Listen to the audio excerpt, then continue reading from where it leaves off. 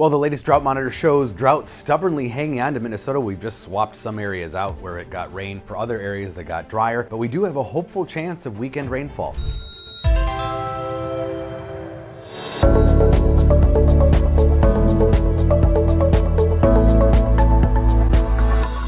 So the latest drought monitor doesn't look a whole lot different than what it did a week ago, despite some of that significant rainfall we had the middle of last week.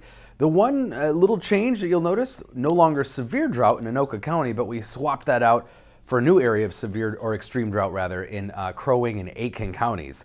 So rainfall over the last 2 weeks has started to look better than any 2-week period really since late April or early May, but not in necessarily all the areas that have some of the worst drought conditions. And so this is a side-by-side comparison of last week's drought monitor to this one. You can see that area in Anoka County disappears, but then we get that new area here, especially north central Minnesota, getting pretty dry. Now those areas did get some rainfall Tuesday, which didn't show up in this week's drought monitor yet. And then some very localized rainfall yesterday that wouldn't make much of a difference in the drought monitor because these are too small. But maybe you got stuck in this Minneapolis split thunderstorms where we had 2 inches near St. Anthony, Columbia Heights, and another 1-inch bullseye on the border of Golden Valley and Minneapolis. So we do have drier air moving south today slowly. It's a very weak front, and that frontal boundary will be the focus for some isolated thunderstorms. By tomorrow, dew points will be better, but they're not going to get real dry just yet because the next system coming in will be bringing a little moisture, but the muggiest of dew points should be moving out of here. But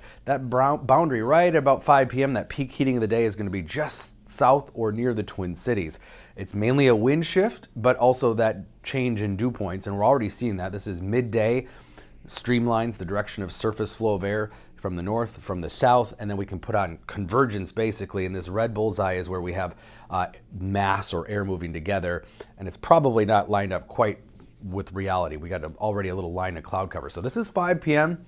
on the model that actually nailed yesterday's random thunderstorm. So I do think there'll be 1 or 2 thunderstorms. Most of us will stay dry, but be prepared for a couple of very isolated, localized showers that could drop another inch or so of rain like some of those did yesterday because there's still plenty of moisture.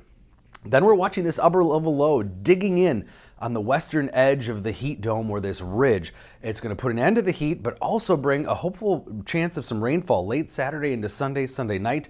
Increasingly looking likely that we'll get a soaking here for a good chunk of Minnesota, and also setting us up for this upper level troughing, which would lead to a cooler pattern into next week. So we're talking at least normal temperatures, which would be upper 70s to low 80s, but maybe even below normal for some of us. But we're going to see a swath of rain out of that system over the weekend. Models differ a little bit. Is it going to be more central or southern Minnesota? Is it going to be closer to 1 inch, or could we see some 2-3 inch amounts? But either way, fingers crossed, is looking like a good soaking of rain. So that and the last couple days rainfall will go into next week's drought monitor, which hopefully will improve if we can get this weekend rain to pan out. We'll be cooler Sunday because of the clouds and some of those showers and thunderstorms around. It's not going to be a constant rain. It's the summer season, but we will have on and off instability, showers and storms popping up that will all add up over the course of probably a 12 to 24 hour period.